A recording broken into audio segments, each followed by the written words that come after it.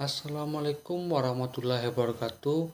My name is Teguh Rahman Augustio, a student Padang State Universities, majoring in automotive engineering. On this occasion, I will explain about journal risk and control strategy, the impact of electric mobility on German automotive supplier.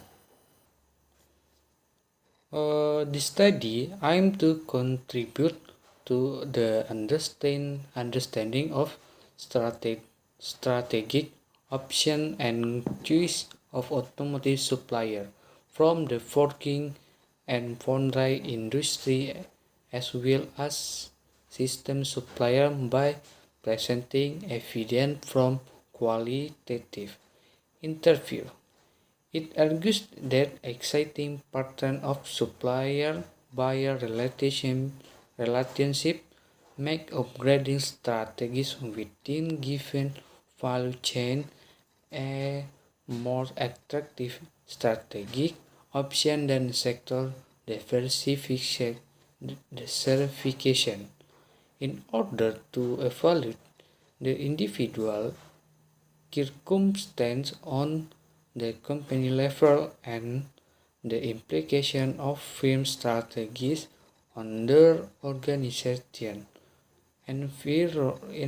environment conceptual aspect from the theories of global production network and global value chain are applied. Next, company strategies.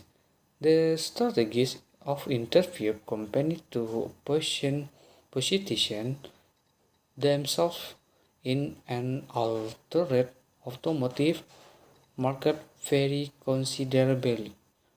Broadly speaking, the measure with companies can be summarized as product diversification, market diversification, investment in new production capacities, and product development. Several companies dedicated staff members to explore market opportunities. Others even employed new staff for this specific purpose.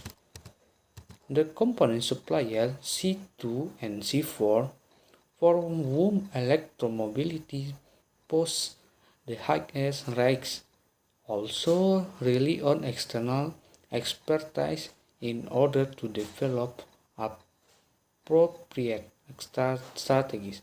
Companies C2 and C4 currently depend almost entirely on the market for combustion engine.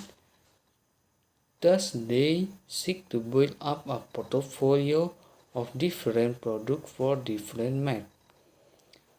Both companies and aim to diversify their portfolio for the economy sector such as construction and agricultural machinery, while using existing production capacities wherever possible. The scope of potential measure is differ and include the following. Number 1. Delivering product from the existing portfolio to new market. Number 2. Delivering a product to the automotive market that does not depend on the combustion engine. This is possible, however, in aero casting, such products also face a highly competitive market. Many such products are made of aluminum. And 3. Deliver new product for electric vehicle. This may be possible, but for iron casting such a market face high competitive as well. For each of the option, the company faces increasing competition.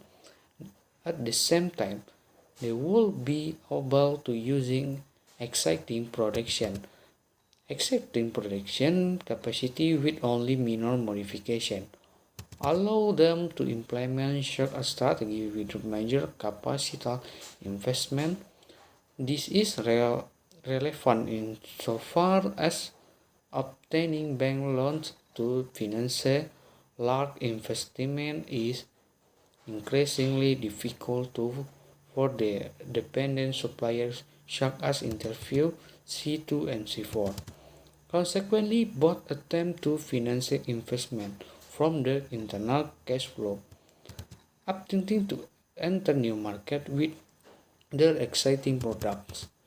Portfolio create a new for company C2 to adjust their internal organization and create new planning, administrative and marketing process in the term of their product portfolio and their dependence on automotive OEM as customer.